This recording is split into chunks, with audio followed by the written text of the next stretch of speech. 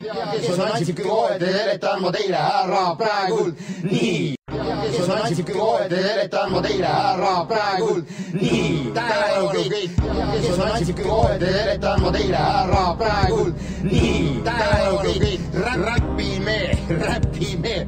Kes on Ansipki loed, seletan ma teile ära praegult nii. Tähelepanu kõik. Räpime. Kes on Ansipki loed, seletan ma teile ära praegult nii. Tähelepanu kõik. Räpime.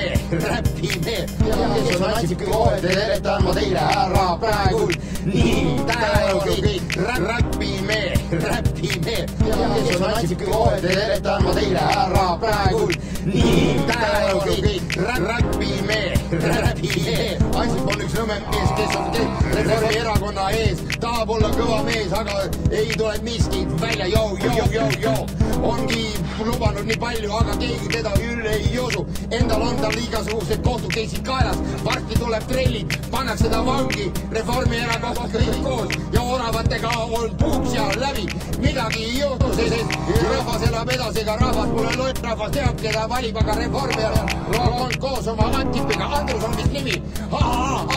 Naerame selle üle, juba nimi on nii nõme, Reformierakond on nõme ja debiilikud,